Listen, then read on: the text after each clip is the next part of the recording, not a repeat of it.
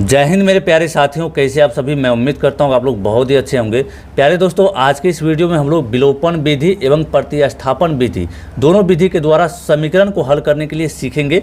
बहुत ही अच्छे तरीके से आपको बिल्कुल स्टेप बाय स्टेप बताया जाएगा ताकि आपको अच्छे से समझ में आ जाए और आपको रटने का जरूरत नहीं पड़े कभी भी कोई भी सवाल को। ठीक है, तो चलिए वीडियो स्टार्ट करेंगे। दोस्तों, वीडियो स्टार्ट करने से पहले आप सभी से एक रिक्वेस्ट करना चाहूँगा, यदि आप इस चैनल पर नए आए हैं और चैनल को अभी तक सब्सक्राइब नहीं किए हैं, नीचे सब्सक्राइब का बटन दिया हो वहां दबा के जरूर सब्सक्राइब कर लीजिएगा ताकि जब भी मैं इस तरह का नॉलेजफुल वीडियो लेकर के आऊँगा तो उसका नोटिफिकेशन सबसे पहले आप तक पहुंच जाएगा। ठीक है, तो चलिए शुरुआत करते हैं। सबसे पहले हम लोग बनाएंगे क्या, विलोपन विधि के द्वारा समीकरण को बनाएंगे। तो यहाँ पर आपके सामने एक समीकरण है, इसी समीकरण को विलोपन विधि के द्वारा भी बनाना है और इसी समीकरण को प्रतिस्थापन विधि के द्वारा भी बनाना है। तो सबसे पहले विलोपन विधि में करना क्या होता है उसका कंसेप्ट जान लीजिए।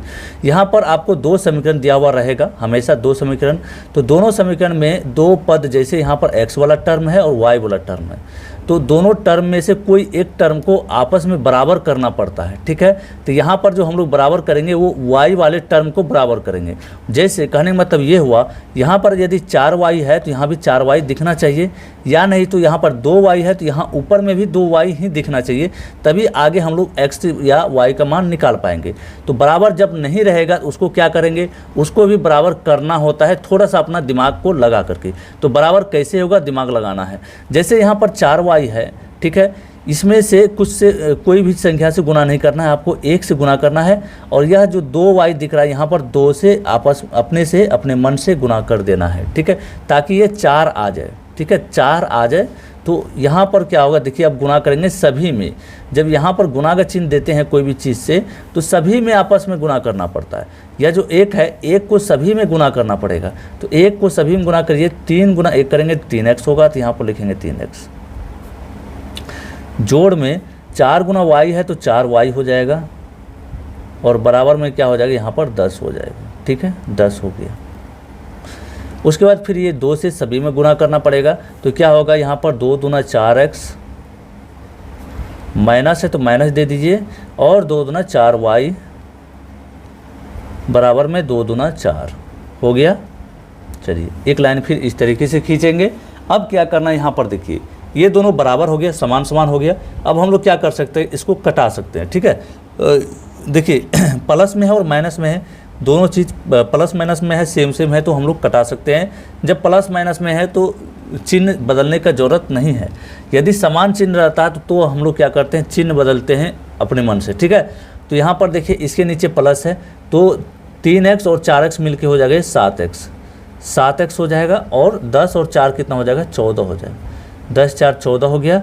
और हम लोग को सबसे पहले x का मान निकालना है, तो x का मान निकालने के लिए 7 को उधर भेजना पड़ेगा, संख्या को संख्या की तरफ भेजना पड़ेगा। इधर गुना में है तो उधर जाएगा, क्या होगा, भाग में हो जाएगा। ठीक है, भाग में हो जाएगा। इसको कटा दीजिए, कितने बार में कटेगा, 7 दूना 14, 2 बार में कटेगा। तो हम लोगों का x का जो मान आया है वो कितना आया, 2 आया।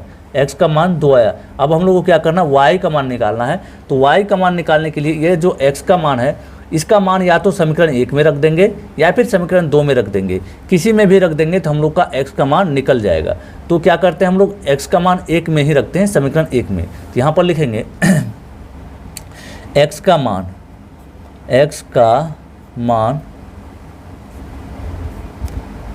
समीकरण 1 में रखने पर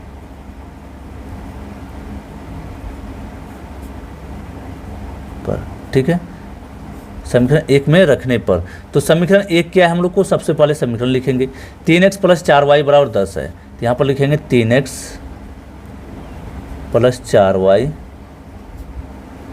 बराबर में है 10। ठीक है, तो 3 और x के जगह में कितना रखना है, जहाँ x है वहाँ पर रखना हम लोग को 2, चूँकि x का मान 2 आया है, गुना में 2 होगा, जोड़ 4y बराबर में कितना हो जाएगा, 10 होगा।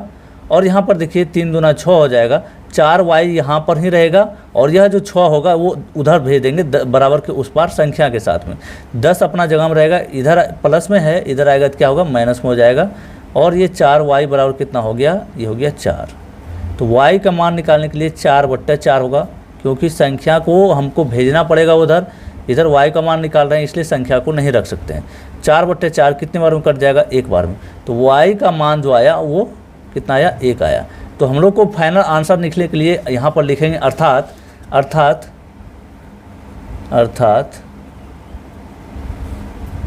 x is equal to 2, y is equal to 1। ये हम लोग का आंसर आया है इस सवाल का, x का मान 2 और y का मान 1।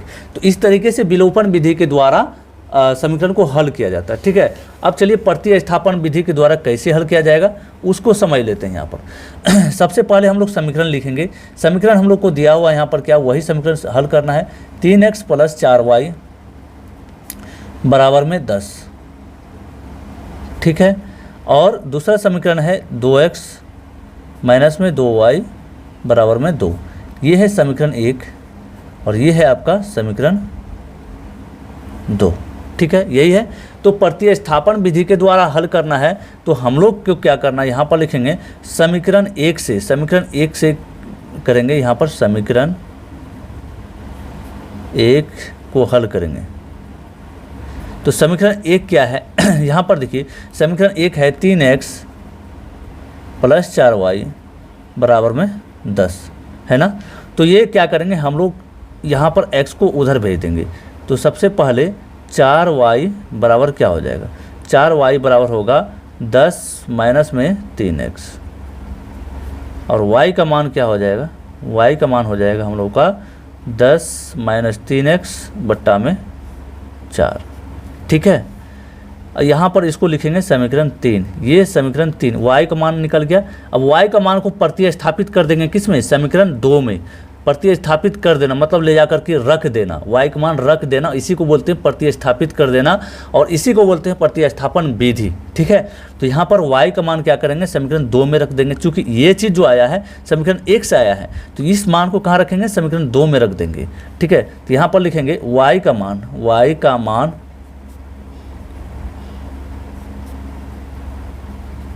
समीकरण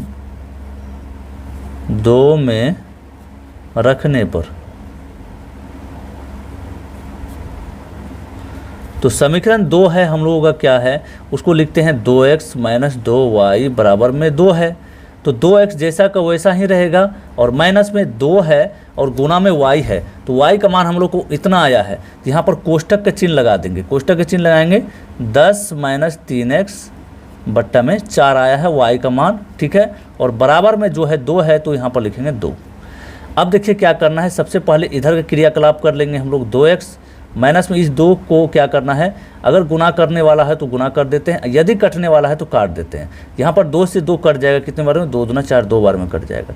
तो यहाँ पर हो गया क्या कोष्टक खुलेगा, तो -10 + 3x बट्टे में क्या हो जाएगा, ये 2 हो जाएगा, बराबर में 2। अब इसके नीचे कुछ नहीं तो 1 है, इन दोनों का एलसीएम क्या हो जाएगा, 2 हो जाएगा। तो यहाँ पर लिखेंगे इस तरीके से, नीचे में 2 लिखेंगे। ठीक है, अब इस 2 से इसमें गुना हो जाएगा, 4x - 10 + 3x बराबर में 2। अब इस 2 को क्रॉस में गुना कर लेंगे, इसके नीचे कुछ नहीं तो 1 मान लेते हैं हम लोग, 1 रहता है छुपा हुआ, इसको इससे गुना करेंगे और इसको इससे गुना करेंगे। तो ये 1 से जब गुना होगा तो 4x माइनस में कितना हो जाएगा, 10 + में 3x बराबर में 4।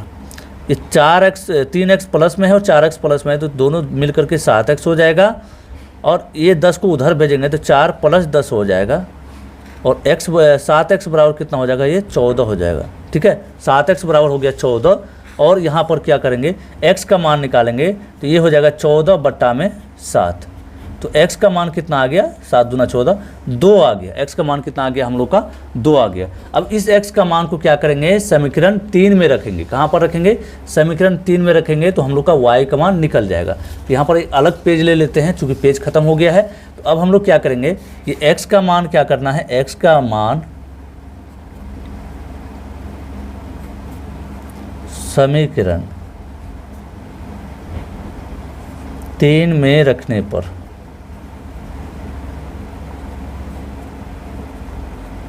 समीकरण 3 में रखने पर, तो समीकरण 3 हम लोग का यहाँ पर देखिए ये दिया हुआ है। समीकरण 3 यहाँ पर क्या है, y बराबर है 10x, y बराबर 10 - 3x बट्टे में 4 है। तो जहाँ पर x आपको दिख रहा है वहाँ क्या रखना है, 2 रखना है।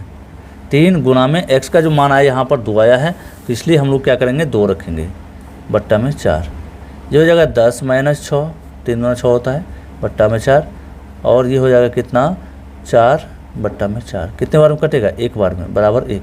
तो y का मान कितना आया, y का मान 1 आया। तो यहाँ पर लिखेंगे अर्थात अंतिम में जो आंसर लिखेंगे इस तरीके से लिखेंगे, अर्थात x इज इक्वल टू 2 और y इज इक्वल टू 1।